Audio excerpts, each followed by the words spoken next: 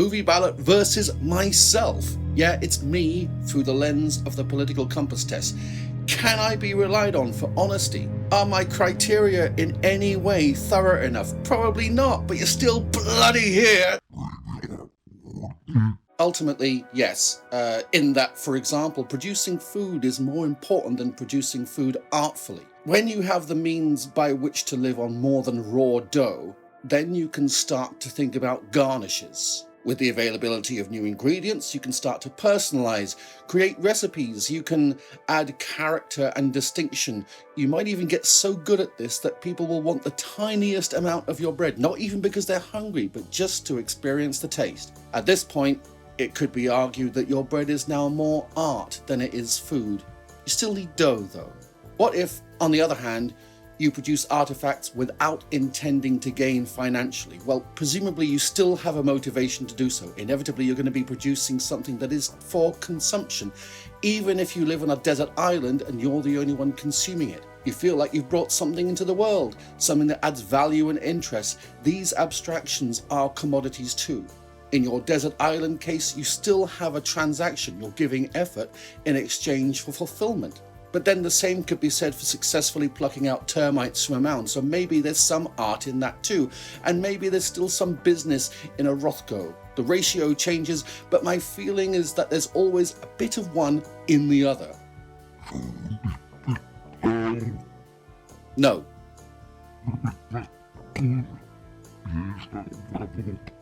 Good God, it certainly is not.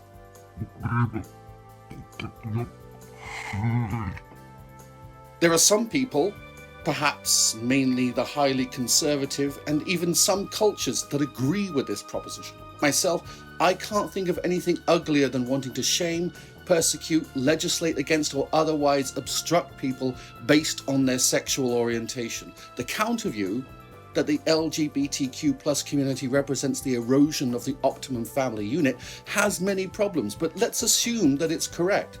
Let's assume that it does threaten the traditional family unit. Well, even then, there's no justification for an assault on a person's sexuality. If gender-critical people get in your face and start saying the nuclear family's shit and it's got to go, which I accept is the position of some radicals, then you have a case for pushing back.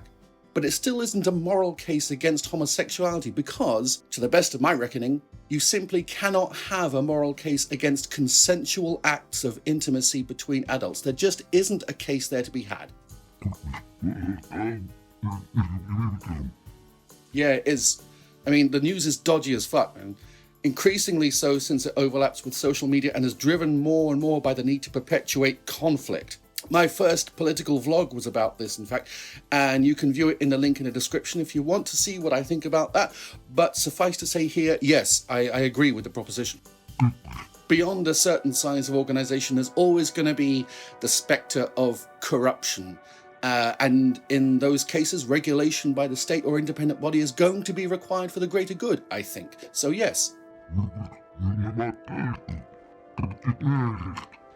Well, sure, by questioning I don't mean mindless recalcitrance, but criticism is the engine of improvement, is it not? Always? Certainly not. See my position on authority. At what? At everything? Don't be stupid. I mean, some regional adaptations confer advantages which, over eons, might lead to re-speciation, but that probably won't happen until if and when people start living on other planets. Until that time, the proposition is kind of meaningless, since currently there is only one human race. Racism ought to be called ethnicism or something, but that might be a bit too hard to pronounce for the sort of people who think this type of bigotry is possible, so let's just call it dumbass. Here's an example in a context. You know Bob over in accounts? I think he might be a bit dumbass. Yes. The answer has to be yes. I mean, I like to leave a margin for rugged individualism, you know, but not too big a margin. The law is an amazing thing, despite its regular and sometimes catastrophic miscarriage. Without laws, the relative security that permits large-scale cooperation and therefore reliable infrastructure would basically collapse. The law can't ultimately stop someone from punching you in the face, but it can mitigate against the possibility by means of deterrent, such as punishment for unlawful behavior. And it can also incentivize restraint on the part of that person by promising their inclusion in the trust network that is lawful society. Some laws are shit though. See my position on authority. Yeah, it probably does. In my experience, there seems to be more mobility within religious, political, or cultural interest groups that have a coherent purpose than within areas where you don't have those shared interests, but there are big differences in things like income and level of education. I mean, look at the kind of people that still hang out with each other after the workday, the seminar, the trip to the movies, the pop culture convention, or the protest meeting, and you'll see evidence of this, I think, that people will default to their class demographic outside of special occasions. Should we be working towards economic parity? Well, I support the idea of the UBI, or Universal Basic Income, or as I prefer Andrew Yang's term, national dividend. Basically, free money for everyone, although it's not really free because you're giving back to the economy by spending, and they only get the dividend if the economy is prosperous enough. So you still need to produce things that people will spend money on, or it falls apart. How do you incentivize people to produce or perform labor if they're getting free money? Well, you make sure they understand that if the economy goes down the shitter, then their dividend will go with it too. That's one way at least. It's a big conversation, and it needs a whole other vlog or something to do it, even the remotest justice, as do all of the topics here. But the point for now is that I'm happy for there to remain gigantic wage gaps between people, but I would like to see the lower limit raised and for people to be able to see more returns on their labor than they currently do. Okay, so the postmodern proposition, and I don't buy it. It looks bulletproof on paper, but it just folds in the field, as well as being unworkable for society. It also reeks of intellectual dishonesty. In order to truly accept the proposition, you have to be a true nihilist, and you can't be a true nihilist because it simply isn't a thing that you can be.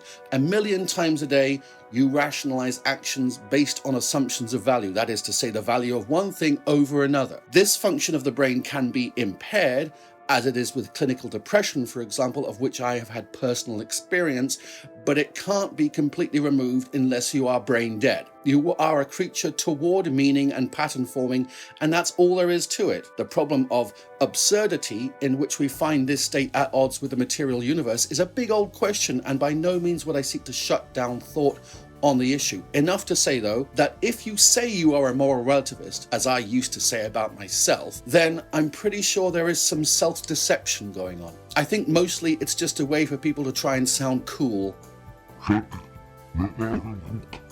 Yes, which, taken to an extreme, causes a society to endure the chronic insecurity that comes from living with only very limited freedoms. We should all be vigilant about that, although I am not for blanket abolition of surveillance.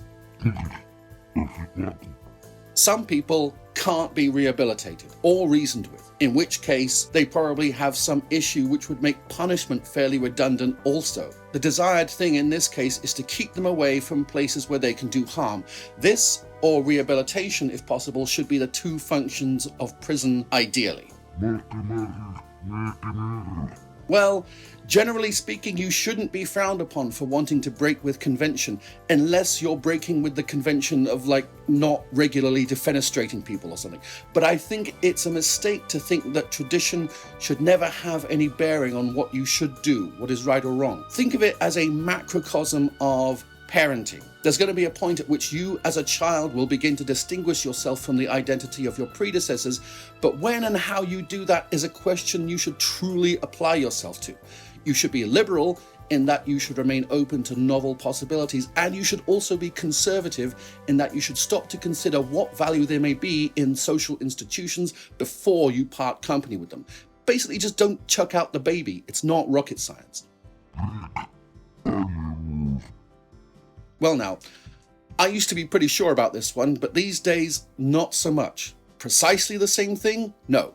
But there is a big enough overlap between the two that I don't think we can afford to be blithe about the proposition. In both religious and moral codes, you find assumptions about transcendent good. It's a bit like the thing with business and art. Both religion and morality contain something of the flavor of the other, at least in how they are expressed culturally. Godless or aspiritual morality tends to be a bit more flexible and imaginative, but that's the trait openness of liberalism.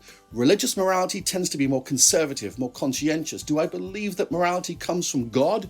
No, I believe it is a biological inheritance. But although the theist variant may be counterfactual, it doesn't mean it has nothing to bring to the subject. The stories that we tell ourselves about good and evil play a big part in our practice, atheist or not. Dreadful business.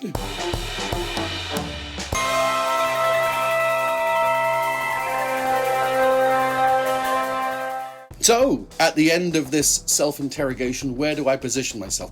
Here, it turns out, blurring the boundary between liberal socialism and anti-authoritarianism. I want to point out that in this, as with every other analysis I've done, I've moved the position of the icon up, down, left or right without consulting the resource map, which looks like this, by the way. I'll just hold it here so that you can take a still if you want to. Okay. Done. I do this so as to try and avoid excessively rigging the conclusion. So is my result accurate? Well, it's the same result I've gotten since the first time I did a political compass test, which is about 10 or 15 years ago. It's not a result I disagree with at first glance, but I'll have to do some more digging in order to say how precise it is. People over here, for example, probably think that I belong more in this region, whereas people over here probably think I belong right over here with Genghis Khan. So who is to say? One thing I've not seen before is the anti-authoritarian assignment. Most political compass tests tend to be more generic, but this result is probably the one that, on reflection, is the real coin of my perspective. I have a problem with authority that almost certainly borders on the neurotic and probably crosses over that border at some times. I hate being told what to do, and I hate telling other people what to do. It's a real issue because you can't really make headway in life without at some point having to do both or either of those things. Failure to adjust to that fact is probably a real mark of immaturity, and well, I have it. It's the quickest way to a static, unproductive life, but it's fundamental to my persona. As I get older, I'm pushed more and more into take charge situations, and the prospect fills me with a sense of self-betrayal. I feel perfectly entitled to comment, but to lead? Are you fucking kidding me? Not that I don't want to lead, I'm not devoid of ego, far from it, but is my self-esteem healthy enough to recover from catastrophic mistakes? This is a pressing matter, since in any situation I'm likely to make serious mistakes. Having the history of neurosis that I do, I remain a work in progress with regard to this. Anyway, thank you so much for staying with me on this special edition, which is the final edition of Movie Ballot for this season. Thank you to new subscribers. Obviously, there would be no incentive to do better if it were not for you. In 2 weeks' time, you will see more movies reviewed, similarly off-center in style, but not necessarily political in a traditional sense. We're just getting started with this, so please like and subscribe. I know most of my viewers are not subscribed, and that's fine, I'll still do this crap anyway, but please consider hitting that button, or at the very least, it can bring you no harm. Actually, that's not true. It may bring you some harm. Love you. Bye!